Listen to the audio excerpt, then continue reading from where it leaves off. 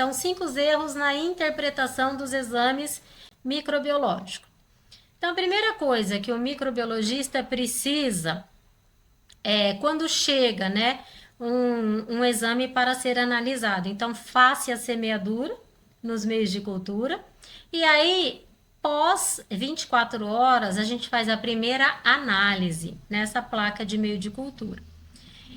Então, após 24 horas, nós microbiologistas, nós precisamos perceber qual a diferença entre aquele crescimento. Ele é uma colonização ou ele é uma infecção?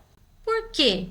Porque se nós liberarmos um exame de uma bactéria colonizada para o médico, ele pode ser que trate esse paciente.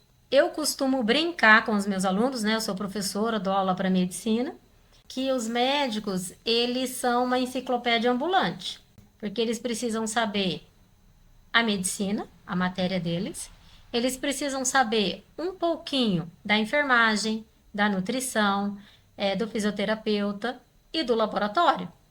Então, tem como eles saberem tudo? É impossível. Então, cada um na sua área, ajudando a classe médica. Então, chegou lá para mim uma urina ou uma secreção de ferida. Cresceu Staphylococcus epidermidis. Staphylococcus epidermidis é uma bactéria pertencente à nossa microbiota. Se nós liberarmos, às vezes o paciente foi colonizado. A colonização ela pode ocorrer sem causar dano ao paciente, levando o microbiologista a uma interpretação errada. Não é um processo infeccioso. E aí, se nós liberarmos, talvez o médico vai tratar. Se, bem diferente de um Staphylococcus epidermidis, crescer uma Klebsiella pneumoniae e ainda é SBL positiva, que é um mecanismo de resistência que nós identificamos no laboratório, aí sim tem uma diferença gritante daquele laudo que estamos liberando. Que a Klebsiella pneumoniae e SBL positiva, ela é um processo infeccioso. Então, eu vou dar um exemplo que aconteceu no laboratório há alguns anos atrás. Uma mãe com uma criança de 8 meses, eu nunca vou esquecer o nome da criança, né? Porque é o nome de um dos meus filhos, Arthur. Essa criança de 8 meses teve uma febrezinha, a mãe levou na médica, a médica pediu um exame de orofaringe. E o laboratório, ele liberou um laudo dizendo que a criança tinha Enterobacter aerogenes na garganta. Foi o primeiro erro, né? Enterobacter aerogenes, ele faz parte da nossa microbiota. Então, nós temos milhões de bactérias na boca, né? A quantidade de bactérias da boca, ela só perde para a quantidade de bactérias do intestino. E aí, depois desse erro, a médica recebeu o laudo. Aí lembra que eu falei para vocês? O médico, ele não sabe tudo, ele não tem como saber a nossa área. Então, o primeiro erro veio lá do laboratório. Quando a médica pegou esse resultado, ela disse para a mãezinha que aquela bactéria era do intestino. Aí a mãe ficou preocupadíssima. Como que uma bactéria do intestino está na boca da criança? Mas faz parte, é normal, porque nós temos milhões de bactérias nesses dois ambientes.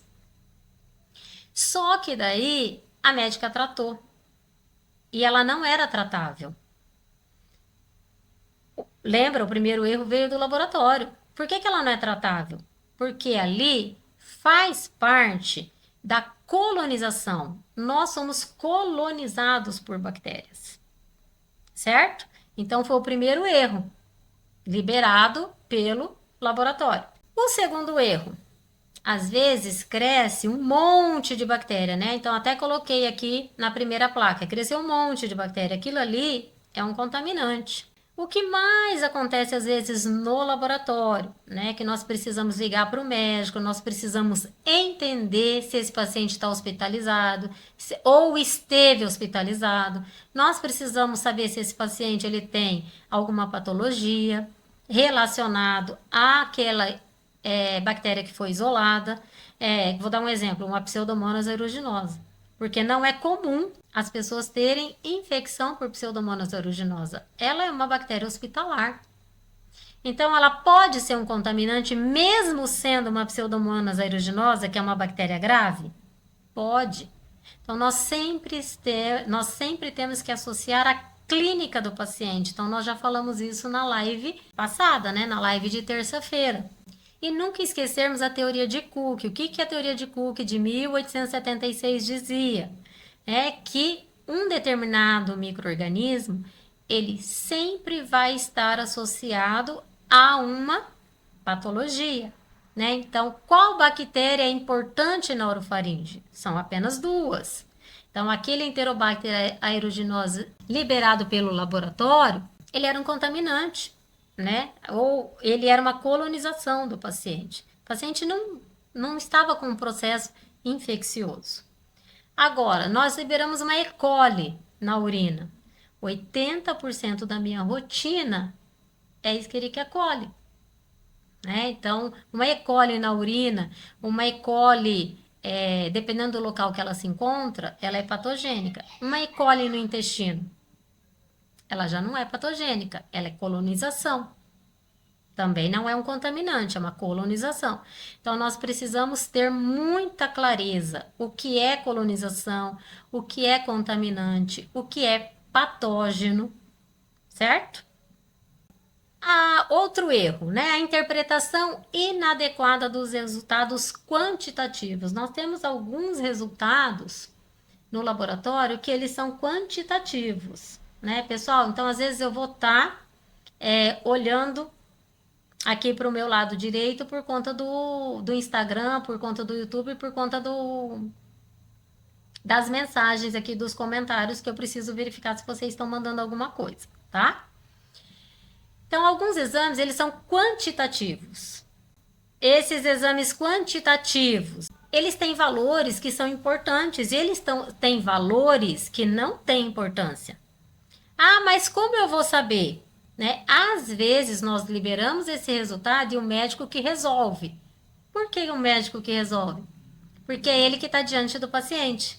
É ele que sabe, né, quando a atendente atende o paciente e não descreve se ele tem sintomas, é o médico que sabe.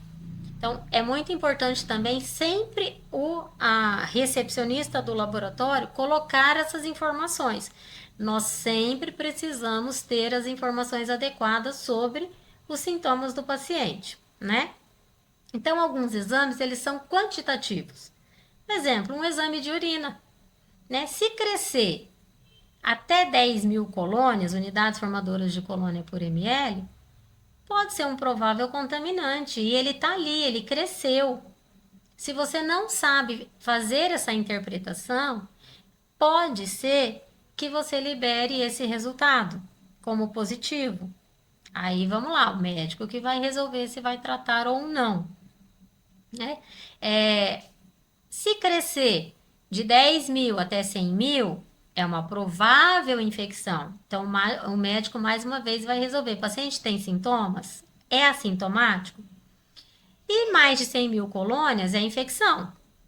Mas nós já tivemos casos de pacientes que colheu uma vez mais de 100.000 unidades formadoras de colônia por ml, paciente totalmente assintomático. O médico entrar em contato com a gente falar assim, vamos colher uma nova amostra. Colheu uma nova amostra. Cresceu a mesma coisa. E o médico falar assim, olha, né, tá estranho, minha paciente não tem sintomas. Então, você como microbiologista, às vezes você tem que orientar esse médico. Qual seria a orientação adequada? Pedir para colher por sonda. É um processo mais invasivo? É. Mas se o médico tem dúvidas, não tem o que fazer, né? Então, você orienta ele.